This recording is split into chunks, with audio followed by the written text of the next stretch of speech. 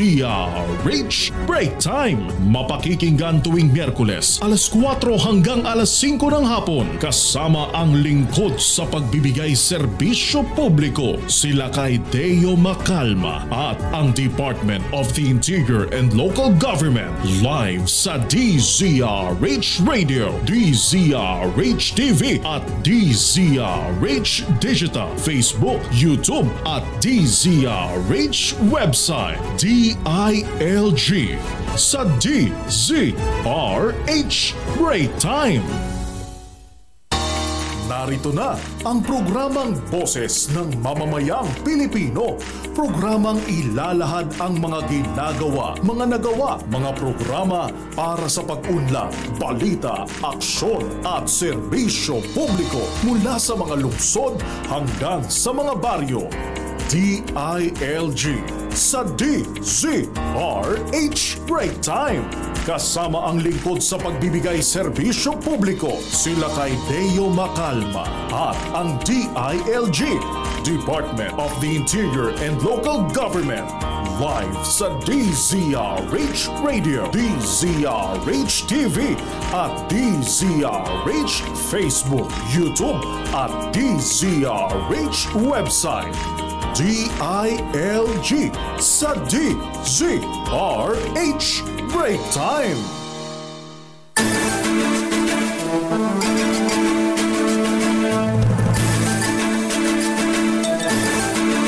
Magandang hapon Pilipinas. Luzon, Visayas at Mindanao ngayon ay bakit biyernes ito, Sister L? Today is Wednesday, January 8. At welcome po sa DILG sa DZRH Break Time. Ito pa yung lingkod, Deo Macalma. At syempre, maliban sa akin ay makasama rin natin sa programa ang Director ng Public Affairs and Communication Service ng DILG, si Attorney Salvacion Bacay. Good afternoon, Apo Director Eva. Magandang hapon lakay at sa ngalan po ng ating butihing kalihim, Secretary John Vic Remulla, magandang hapon Pilipinas at sa lahat ng nakikinig at nanonood on air at online. Ang DILG po ay inyong makakasama live dito sa DZRH Break Time upang mas mailapit po ang ahensya sa publiko pagdating sa pagbibigay ng serbisyo. Dahil ang DILG po ay matino, mahusay at maaasahan na handang paglingkuran at pangalagaan ang ating mga mamamayan. At bilang bahagi po ng mas pinalawak na paghatid ng mabalita at serbisyo, ang DZRH po ay live ninyong mapapanood. Siyempre dito sa DZRH News Facebook page, DZRH News Television sa YouTube, at siyempre sa aming website, dzrhnews.com.ph at sa cable channels nationwide. Para naman po sa inyong mga katanungan, mga nais idulog sa ahensya o suhestyon, tayo din po ay naka-live at mapapanood sa DILG Philippines official Facebook page. At bago po sa ating mga bisita at mga talakayan, tumungo muna tayo sa latest happenings at aksyon sa DILG Director. Tama ka dyan lakay, sa DILG Balita at Aksyon, ating tatalakayin ang latest news at happening sa aming ahensya. At narito ating mga balita. Ikinalugod ng Department of Interior and Local Government, DILG, at siyam na atat sa agencies nito ang pag-aproba sa 6.32 trillion pesos na national budget sa ilalim ng Republic Act 12116 o ang 2025 General Appropriations Act. Nakatanggap po ang DILG ng medyo malaki-laki General Appropriations Budget worth 279.1 billion pesos. At tiniyak naman ng DILG sa Presidente, Kongreso at publiko na siyempre gagamitin po ang naturang budget ng maayos, responsable, makatarungan at maingat para po sa pangailangan ng sambayanan.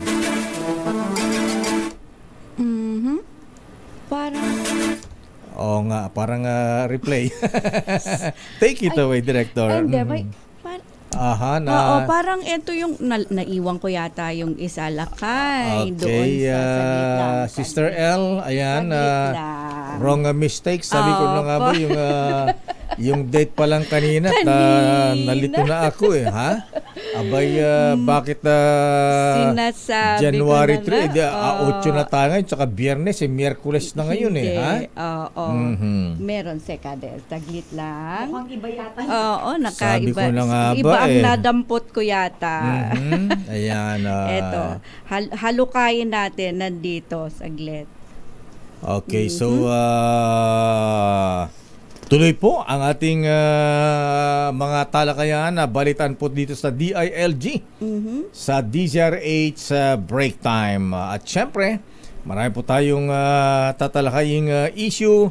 Naku, papaalala nga pala sa ating mga residente at mga nagpupunta dito sa Metro Manila, ha? Abay, paalala po ng DILG at Philippine National Police dahil nga po sa traslasyon ng Black Nazarene. Ngayon po ay ngayon ha? Ngayon po ay may pinapatupad na gun ban at liquor ban attorney. Yan. Ayan.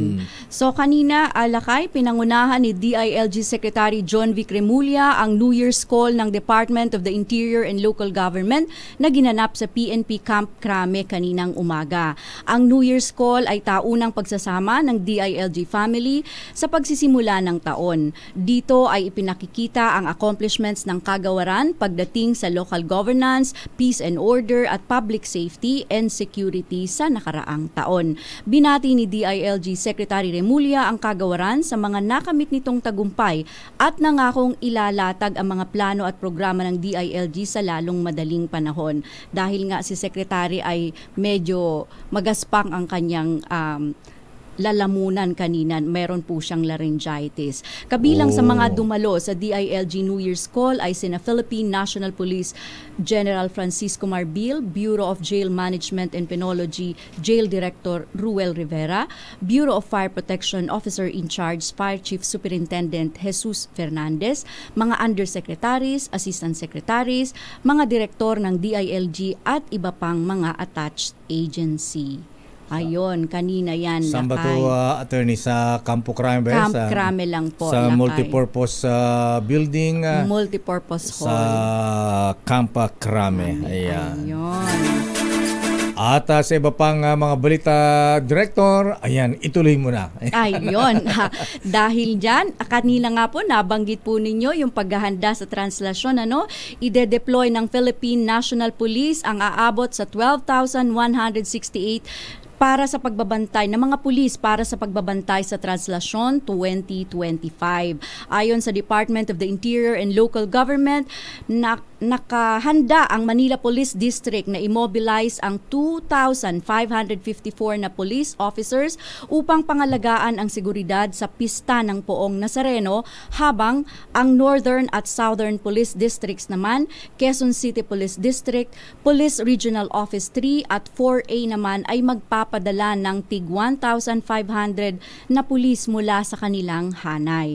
Dagdag pa dyan ang 848 kapulisan mula sa Regional Mobile Force Battalion, 766 na pulis sa NCR Police Office at 500 mula sa Eastern Police District. Nauna nang inihayag ng PNP ang pagpapatupad ng security plan sa pakikipag-ugnayan sa lungsod ng Maynila kasama ang iba't ibang ahensya ng gobyerno at iba pang mga stakeholders. Nakatutok din ang PNP Intelligence Group at Anti-Cybercrime Group sa anumang pagbabanta. Samantalang, nakaantabay naman ang 149 na bumbero at isang team ng anti-chemical, biological, radiological at nuclear threats personnel mula sa Bureau of Fire Protection. Ba, high-tech na ngayon ang Bureau of Fire, ha?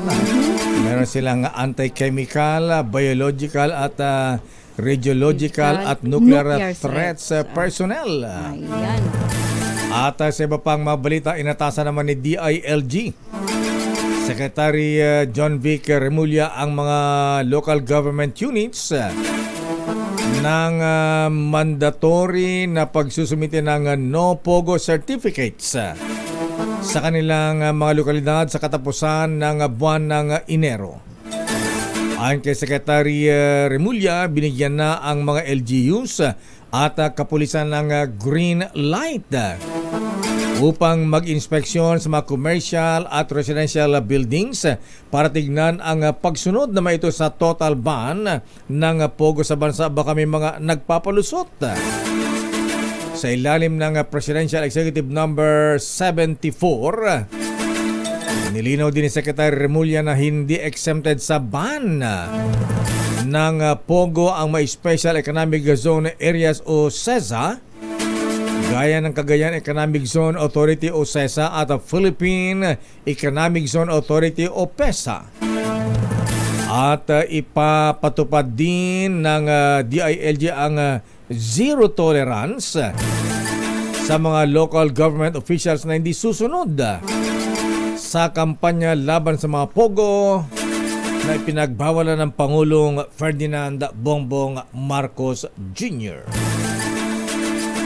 Sa pagpasok ng bagong taon ay ang pagpasok rin ng mga bagong empleyado at promotion ng mga matino, mahusay at maaasahan na kawani ng DILG sa ating mga regional offices.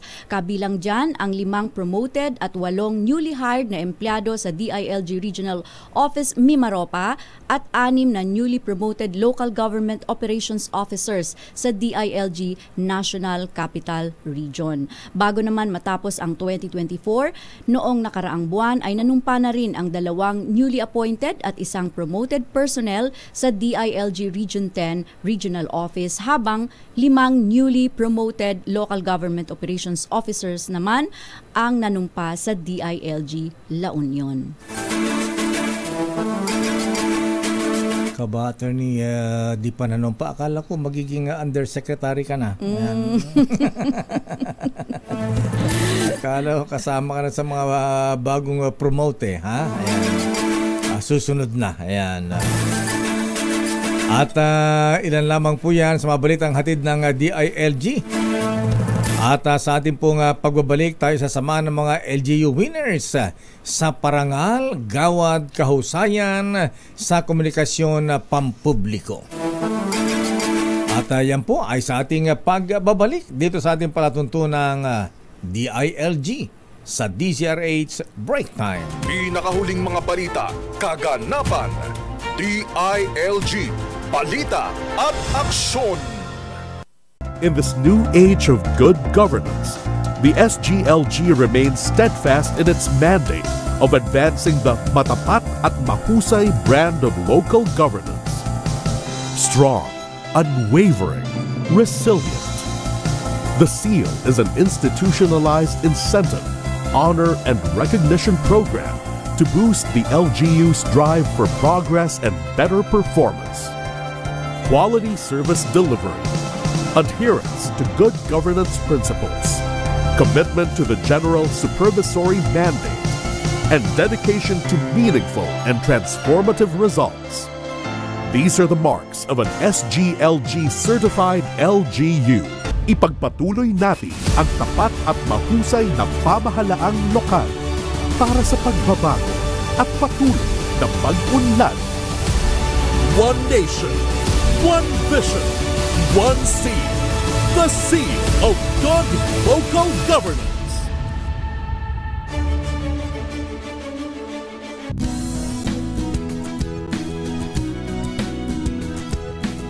Programa para sa pag-unlad, balita, aksyon at serbisyo publiko mula sa mga lungsod hanggang sa kasulok-sulukan ng mga barangay. Kung ikaw ay may sumbong at suwisyon, iparating yan sa DILG sa DZRH Break Time. Mapakikinggan tuwing Miyerkules alas 4 hanggang alas 5 ng hapon kasama ang lingkod sa pagbibigay serbisyo publiko sila kay Deo Macalma at ang Department of the Interior and Local Government live sa DZRH Radio, DZRH TV at DZRH Digital, Facebook, YouTube at DZRH website, DILG sa DZRH Break Time.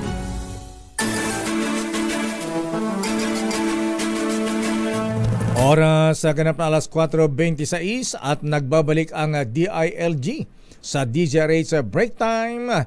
At ngayong hapon natin ay makasama natin ang mga lokal na pamalang nagwagi. Ayan, sa parangal, gawad, kahusayan sa komunikasyong pampubliko. Tama ka dyan, Lakay. Ang kauna-unahang parangal, gawad ng kahusayan sa komunikasyong pampubliko ay pagkilala ng ating pamahalaan sa mga kampyon ng komunikasyon mula sa mga government agencies at local government units. Dito ay kinilala ang 3 LGUs na nagpakita ng mahusay na ehemplo sa paggamit ng komunikasyon at makabagong teknolohiya upang maghatid ng impormasyon sa ating mga kababayan. Ito ang Victoria City sa probinsya ng Negros Occidental, Municipality of Lupon ng Davao Oriental at ang Bataan Province. Ating alamin kung ano ang mga kwento sa likod ng kanilang public service campaigns. Ating makakasama sa hapong ito si Victoria City Mayor Javier Miguel Benitez, Municipality of Lupon Municipal Information Officer Attorney Lovella Fe M. Tacder at Bataan Governor Jose Enrique Garcia III. Magandang hapon po, Mayor Javi Benitez, Attorney Tacder at Governor Garcia. Magandang hapon po sa lahat. Good afternoon po. Afternoon, magandang hapon po sa lahat mga nakikinig. Ayan, si Mayor Javi Benitez ay parang broadcaster, manang-mana sa tatay. Congressman Albi, Mayor Bacolod, Mayor Albi Benitez. Kilala niyo po siya. Siyempre. Okay. Yes, Regards po sa kanya, Mayor. Take it away, Attorney. Ayan, thank you, Sir Lakay. Unahin po natin ang Victoria City. Mayor Javi, magandang hapon. Ano po ba itong Sidlak Victoria's Strengthening Community Building Opportunity? At ano po ang istorya sa likod ng inyong public service campaign entry at ang pagkapanalo ninyo sa gawad kahusayan sa komunikasyong pampubliko? Mayor? Magandang hapon at una po nagpapasalamat kami na nandito po kami sa DZRH. So sa lahat ng viewers, magandang hapon po sa inyo.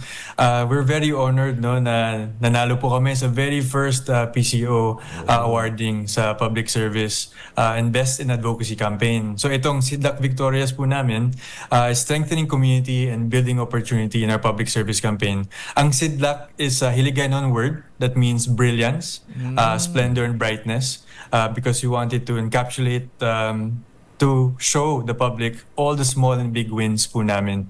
Yun po yung sabi ko pag-start namin na kahit malit man yan, kailangan malaman ng publiko dahil we are accountable and transparent to them. So, meron po kaming 4 na applications. One is the Lunsod-Lunsad Victoria's in Motion, a regular free mass workout, Buwis Taxpayer Education Program, and LCR Mobile Registration. So, 4 po yan, naging core po namin. Very briefly lang, I don't want to take too much time kasi I'm sure we want to hear from Gov. Joet and Attorney. Yung Lunsad Victoria's in Motion is our application sa DTI po. Yan po yung animation program para sa mga constituents namin. Yung regular free mass workout, we wanted to include everyone for health and wellness program. So sa Public Plaza, sumasali po ako. I'm a health advocate and a sports enthusiast as well. Ang Buwis Taxpayer Education Program, we really go to the barangays and use our platform po sa Facebook and social media to educate in terms of tax para sa aming mga constituents. And financial literacy, importante po yan para sa atin. And last but not the least po yung LCR Mobile Registration Program. Pupunta po kami sa mga barangay sa free birth registration. Meron din po kaming advocacy na para yung mga unregistered births, kailangan po natin i-register yan lahat. So yun po. We're very honored for this award, and congratulations din to other LGUs. Ayan, Mayor Javi, bago natin tanungin si Attorney Lovelia at Governor Garcia III. Ayan, may isa lang tanong ako, Mayor. Ano ba yung ginagawa? Yes, ano ba ang ginawa ng inyong LGU para masiguro na siyempre up to date ang inyong City Information Office sa mga bagong technology at mga trends? May mga trainings ba kayong ibinibigay sa inyong mga information officers, Mayor Javi Benitez, sir? Yes, sir. Meron pong trainings, meron din mga workshops. In fact, we're very involved with PIA sa region. Internally, meron kaming na-implement po ng mga barangay information officers. So with that, na-train na rin po sila dahil kailangan natin ng tulong ng mga barangays na to. And within our Victoria's Information Office, we have upgraded our equipment. Nag-invest po kami dyan, and we invested in skilled people. So aside from my trainings and workshops, we also really scouted na yung mga magagaling para makatulong po sa atin. Dahil at the end of the day, with the digital media and of course may traditional radio, TV, importante din yan, pero yung up and coming po dito sa probinsya namin, sa city namin, misnomer na po na wala silang Facebook. In fact, ang dami ng may Facebook. In fact, almost all. Makikita po ninyo, kung makabisita kayo one of these days, may ibang nagsa-cellphone, nag-connect sa online, iba nag-Mobile Legends. No? So, we need to capture the attention po ng mga tao dahil kailangan nilang malaman kung anong ginagawa ng gobyerno nila. So, we have the appropriate equipment, personnel, and team along with the barangays para malaman po ng mga tao kung ano nangyayari. Ang galing, Mayor. Congratulations po. Mayor, ang tanong ko lang po, sa panahon naman po ng kalamidad gaya ng pagbaha na nararanasan ninyo sa Victoria City, ano ho yung agarang aksyon ng LGU upang makapaghatid ng information sa inyong constituents? Yes, ma'am. In fact, just before this, galing po isang meeting dahil yung DSWD region pumunta po sa amin. Kailangan daw ng tulong para sa Mount Canlaon. And we are very active sa digital and yung sa community radio din namin to make sure na in times of disaster, natural calamities, kailangan po malaman nila kung anong numbers ang tatawagan, sino yung pupuntahan. And we're very happy to say that working po ang aming incident command system, which is ang aming DRM along with the barangays, they know what to do. And I just want to share yung recent na baha sa amin. Actually, hindi na talaga bumabaha, pero parang yung recent rains, kasabay po ng harvest season and catch basin po kasi kami, nagkabaha. And may nag-post sa social media na saan po dapat pupunta saan tatawagan, etc. And na-post namin, pinost ko ulit, and we really repost. Tapos sabi ko, gumawa kami ng Mayor's Action Center. Actually, naka-establish na yun, pero pinost namin yung number ulit. So we are constantly looking at social media para kung may mag-post ng photo or video, kami na po yung proactive na pupunta sa kanila. Ayun, monitoring din pala yung social media ng mga, hindi lang yung sa inyo, kundi yung post din ng inyong constituents, Mayor. Yes, ma'am. Tinitingnan po namin. Ayun. Okay, Mayor Javi Benitez, sir. Ayan, congratulations. At maraming salamat po, and thank you very much. Thank you so much po. Okay, Attorney. Ang isunod naman natin ngayon. Guest natin. Ang susunod nating guest ay mula naman sa Municipality of Lupon sa may Davao. Alright. So ito ay si Attorney Lovella Fe Tacder. Ma'am? Attorney Tacder. Buhay, madayaw po, maayong hapon. Ayun, maayong hapon. Naimbag nga malam, attorney. Alam mo, ang takder, Ilocano term yan eh. Alam nyo ba ibig sabihin ng takder? Ibig sabihin mo ng takder sa Ilocano, attorney?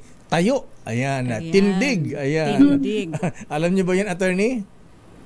Di po, ngayon lang po. Thank you very much for the information. Ayan, diba? kaya tuloy akala ko Ilocano. May language lesson ka pa kay Lakay ngayong hapon, attorney. Okay, take it away, Ayan. Director Iba.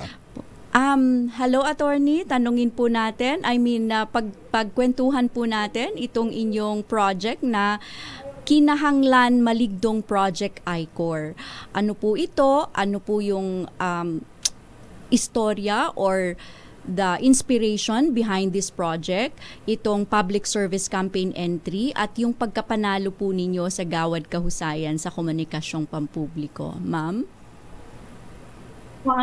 The etymology po of maligdong is the word ligdong, which means upright or virtuous. So, kasi po, nung kakaupo ko lang po, this is the first municipal information office na ginawa po ng local government unit of Lupon. And during our Municipal Peace and Order Council meeting, nabanggit po kasi ng 66IB Charlie Company that they are going to the 21 barangays sa Lupon. So sabi ko po, since kakagawa lang po ng aming MIO, sama po kami sa kanila so that we will build communication officers. So ngayon po, the original team for this one is the ICOM or the Information Officers Committee, and this is just within the LGU. Kasi nga gusto namin mabilis ang passage ng information from one office to another.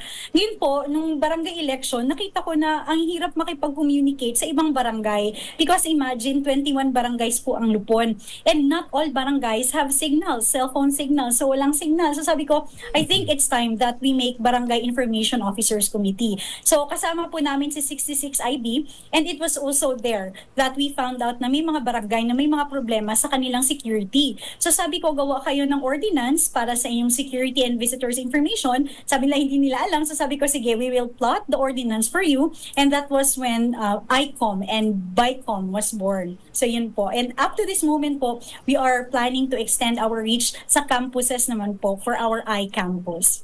Ayan. Attorney. By the way po, kasama po pala namin ang aming MLGOO, si Sir Mo Abotazil po, during our visit sa 21 barangays po. Ayan. Attorney Takder, anong ginagawa ng Lupon LGU para masiguro po na up-to-date yung information office sa mga bagong technology at trends sa paghatid po ng impormasyon sa inyo po mga constituents dyan sa Lupon, Davao Oriental?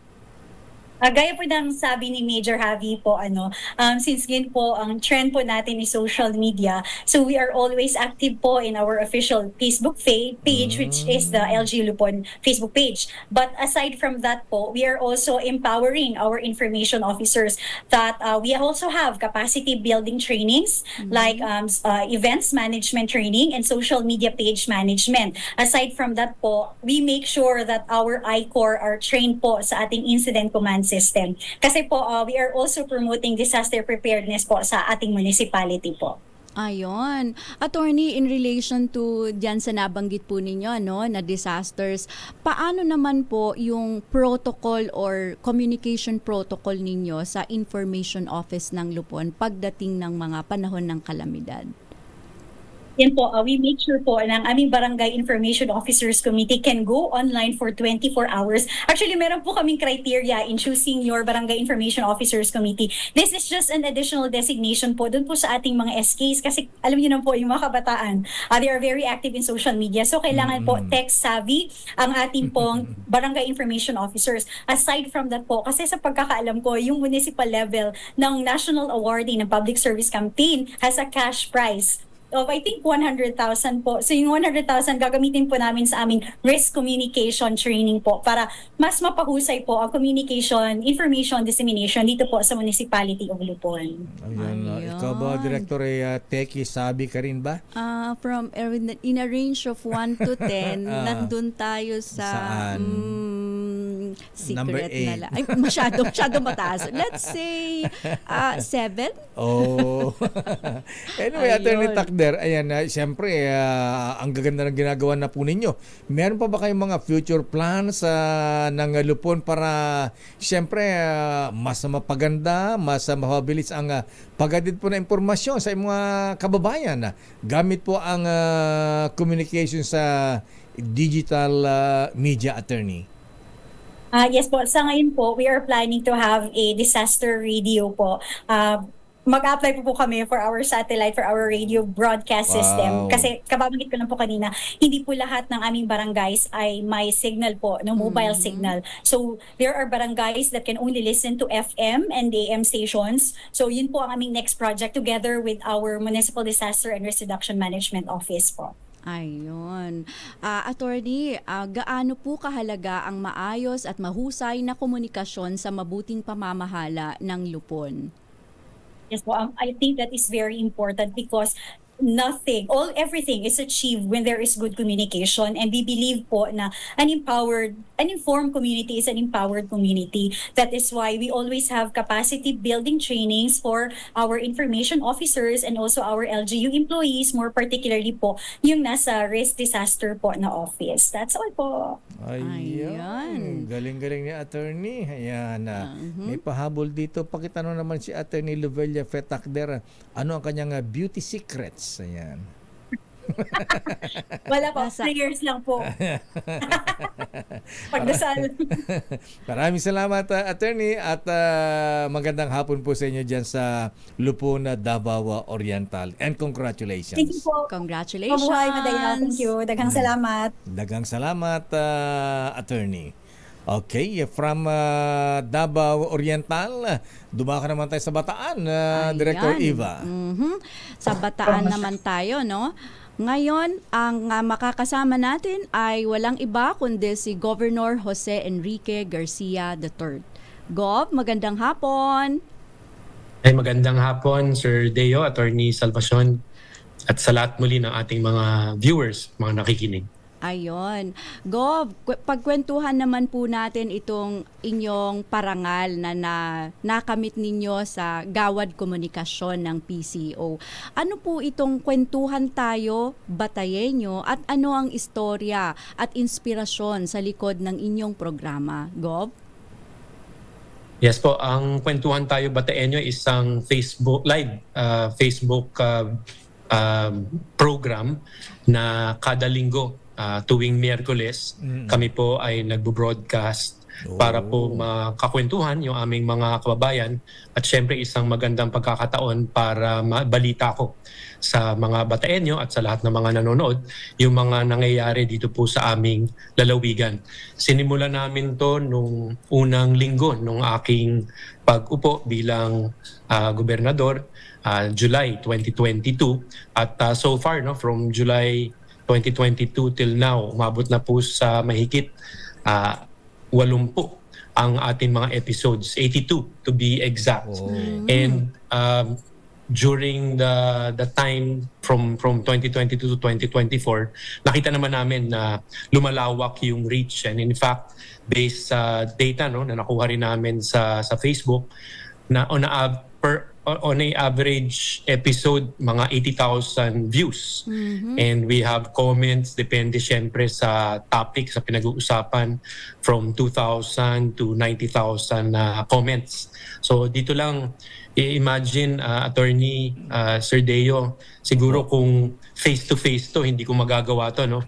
Pero dahil nga through technology, through social media, mas madali natin naaabot yung ating mga kababayan at mas mabilis din at madali nila tayong naaabot sa pamagitan ng ganitong mga live Facebook programs or social media programs. At ang maganda pa, hindi lang yung ako yung nagbabalita sa kanila, hindi lang rin yung sila nakakapagtanong. Meron din kaming mga iniimbitahan na mga guest tuwing meron pong episode ng Kwentuhan Tayo Bataenyo. So una-una na, syempre yung mga departments po natin dito sa probinsya. Iniimbita po namin para paliwanag yung iba't iba nilang mga programa na binababa sa mga barangay, sa mga bayan. And then meron kasi 12 po yung bayan dito sa aming lalawigan. So tamang-tama, nagde-devote po kami ng 1 buwan kada bayan. So during the month, for example, for the city of Balanga, ang guest din namin sa isa sa episode ng Kwentuhan ay yung city mayor and then yung usually mga barangay officials. So pati sila, nagagamit po nila yung aming platform para ma-share sa kanilang mga kababayan yung mga nangyayari. And of course, yung mga pwedeng programa na masalihan at magkaroon ng pakinabang yung ating pong mga kababayan doon sa iba't ibang ginagawang programs and services ng ating pong mga local governments. And hindi po kami tumitigil syempre sa within Bataan. Ini-invite din po natin ang mga national government agencies. Yung DICT, in-invite natin para naman sa promotion ng eGov super app. Nandiyan din siyempre yung DepEd, lalo na kapag back to school, yung Brigada Eskwela. And then DOLE, no? Naging maganda rin yung talakayan namin with DOLE dahil pinag-usapan naman yung mga nagiging problema pagdating sa illegal recruitment. Then yung ating mga kooperatiba, naging guest din natin. Pagdating naman sa health, nandyan po yung iba't ibang mga DOH hospitals namin dito sa Bataan, ang Bataan General Medical Center at saka ang Mariveles Mental Wellness General Hospital na napag-uusapan din yung mga concerns pangkalusugan ng aming mga kababayan. At syempre para po hindi maging boring yung ating mga episode, sinasamahan din namin ang mga konting palaro at saka mga papremyo. So para rin nag-enjoy sa panonood, sa pagpapakikinig yung aming mga kababayan na nagkakaroon din ng konting mga kasiyahan, mga paraffle o kaya mga games na nananalo sila ng iba't ibang mga bagay. Aba, ito pala si itong kwentuhan tayo batayenyo ni na Governor Garcia, Attorney Eva parang DZRH lang pala yun ito, nga Parang malawak. nag-i-interview ng mga personalities sa iba't ibang government agencies, department. Ayan, bukod sa may paraffle pa, yes, lakay. LGU, ayan, may paraffle pa, gusto ko yan. Sali tayo, bukod sa mga project at ayan, meron din ba kayong mga marites dyan, Gob? Minsan yung mga marites nakukuha namin sa mga nagko-comment. Ayun. Mga kababayan namin nagko-comment, doon kami nakakapulot ng mga marites. Parang bubuit nila kay. Pero maganda ito, Governor, ayan, parang attorney, hindi mabigat yung dating. Ayan, parang actually parang entertaining itong ginagawa nyo, bukod sa informative, entertaining pa, educational, Governor Garcia, sir. Ayan, kaya naman panalo sila. Yes. So, gaano kalaki na ituloy itong inyong kwentuhan tayo batayin nyo, Gob, sa pagbibigay impormasyon at serbisyo ng inyong mga kababayan dyan sa probinsya ng Bataan? Napakalaking bagay po kasi katulad ng sinabi ko, yung kunyari yung average na 80,000 views or mga nakikinig sa'yo at a given week ay hindi mo basta-basta yun magagawa kung face-to-face yung iyong mga meetings, no? Pero sa pamagitan nga ng social media, yung bukod pa sa nanonood real-time or online, syempre marami nakakapanood sa kanilang mga sariling oras, nababalikan po nila yung mga post natin and kahit papano may napupulot po sila sa mga nangyayari o mga ginagawa ng ating pamahalaan. Para rin makatulong syempre sa lahat ng ating mga kababayan. Ang galing po, Gov. Gov, kanina nabanggit niyo po kung gaano kalawak yung mga guestings ninyo, no? Mga department heads po ninyo, national government agencies. Gov, paano naman po pagka may kalamidad? Gaya po halimbawa ng bagyo, gaano po ka-epektibo ang inyong communication sa paghahatid ng agarang impormasyon sa inyong mga kababayan, Gov? Well, dun sa setup po natin with the PDREAM Council, konektado na yan syempre sa aming PIO, Provincial Information Office. And then syempre dito po sa Kwentuhan Tayo Bataenyo, lalo na kung maalala nyo po, Attorney and Sir Deo, nagkaroon po kami ng oil spill dito sa Bataan, diba, just a few months ago. So nagagamit po natin itong kwentuhan para ma-update sila kung ano na nangyayari, lalo na yung mga mangingisda natin, yung mga nagtitinda sa palengke na talagang malaking concern sa kanila ito. Nalalaman nila ngayon kung ano na yung mga naging hakbang at that time ng PCG, ng Philippine Coast Guard, ng Salvor Company, para nga maiwasan yung malaking disaster na kung lalawak pa yung oil spill. So talagang napakalaking bagay po na may regular program, regular venue, regular channel ang ating pamahalaan, both local and national, para magbigay ng balita at syempre makakuha rin ng feedback sa ating mga kababayan. Galing-galing.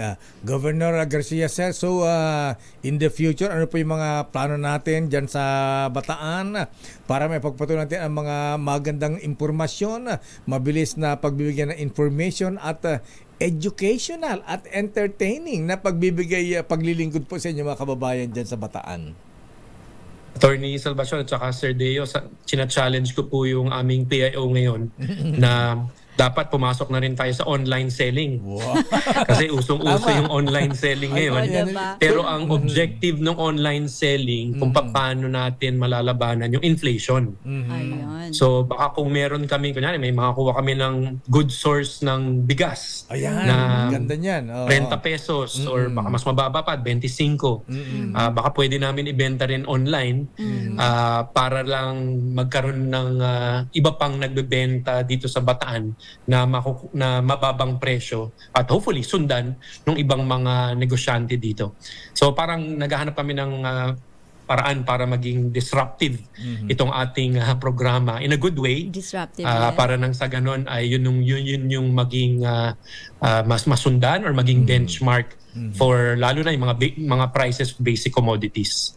Tama yan na Gob. Alam mo ang maganda niyan example si Governor Marilu Cayco ng Batanes, Governor Garcia, may i-share ko lang nung tinamaan bago parating yung bagyong malakas noon sa Batanes. Abay, maniwala ka ba na concern siya dun sa produkto nilang bawang sa probinsya?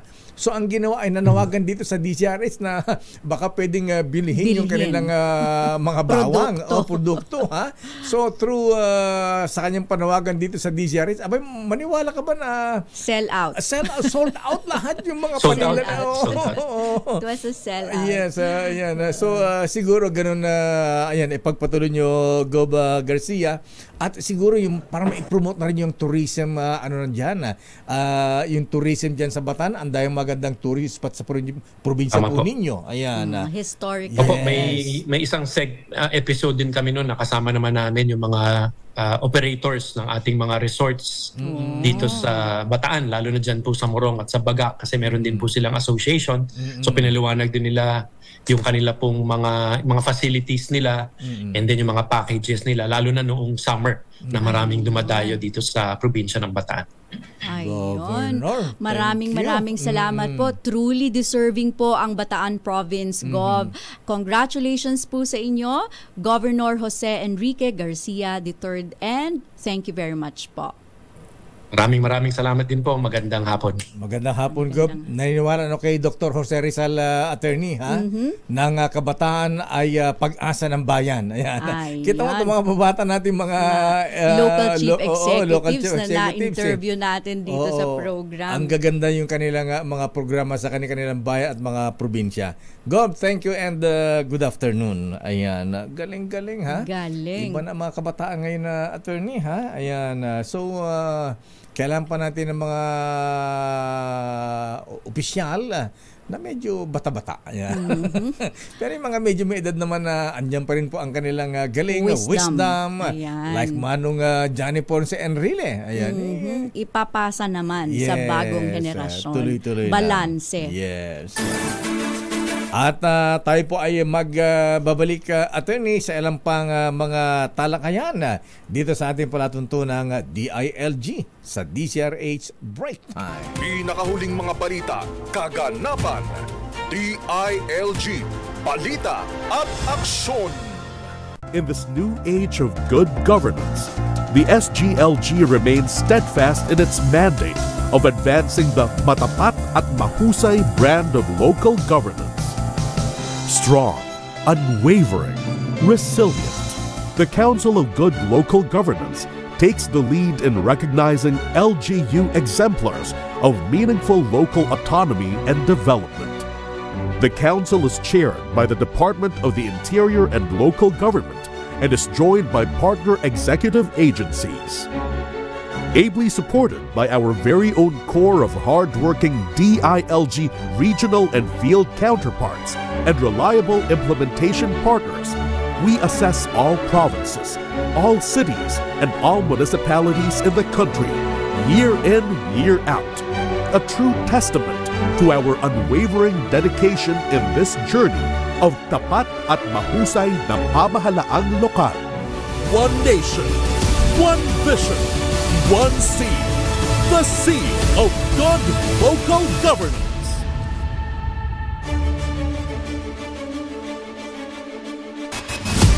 Si Don Ramon San Miguel Ang. Ayan. Happy birthday, Happy sir. birthday po. Ayan. At kay Kuya Dado Milagrito at Merrily Macalma. Happy birthday.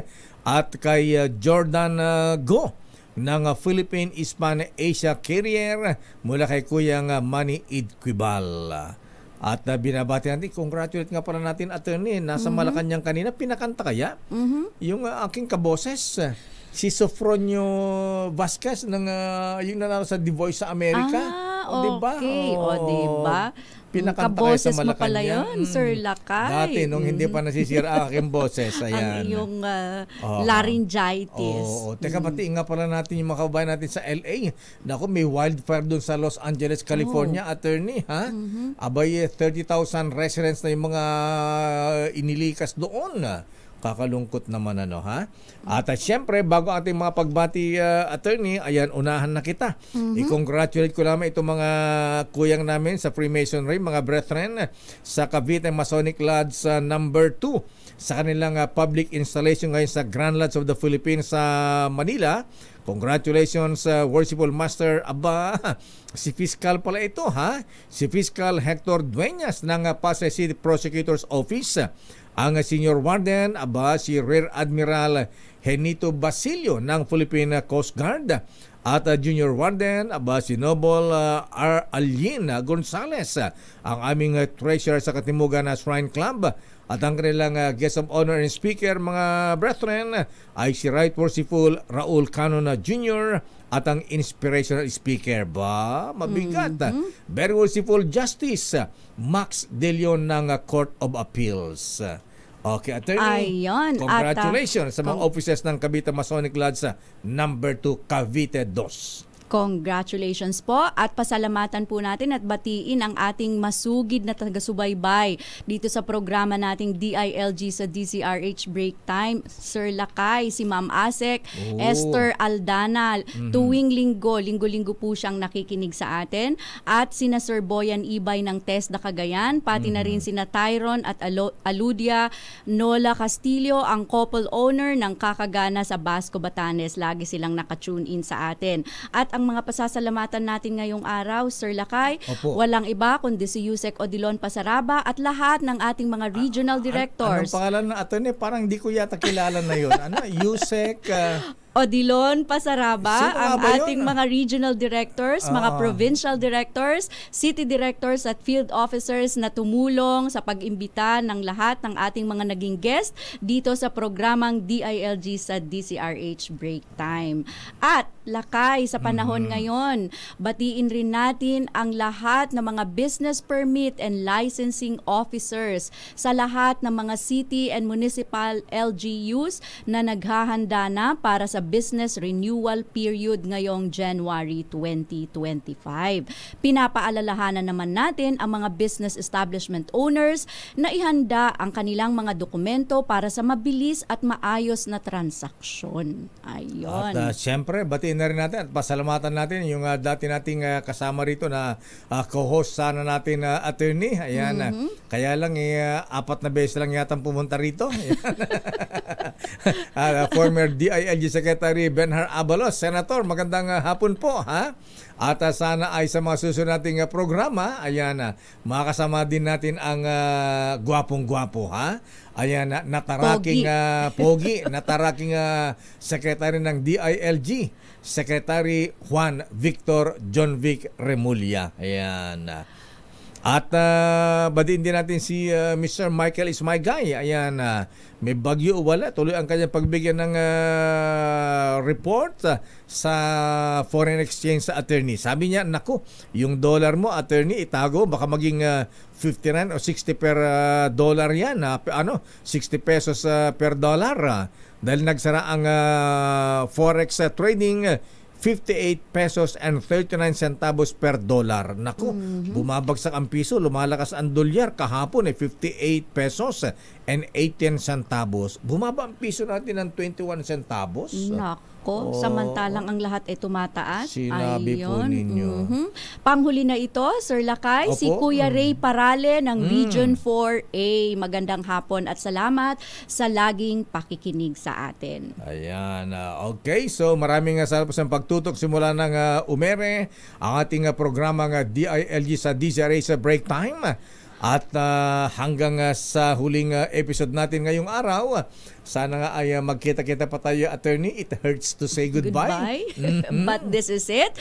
So sa ngalan po ng ating butihing kalihim, Secretary John V. Cremulya, maraming salamat po sa inyong pagtangkilik. Muli ako po si Eva Bakay, Public Affairs and Communications Service, DILG. Ako naman po, si Deo Macalma. Bye-bye. Inyong napakinggan ang DILG sa DZRH Break Time. Kasama ang lingkod sa pagbibigay serbisyo publiko, sila kay Deo Macalma at ang DILG. Hanggang sa susunod na Miyerkules, alas 4 hanggang alas 5 ng hapon, tumuto, makinig dito sa DILG sa DZRH Break Time.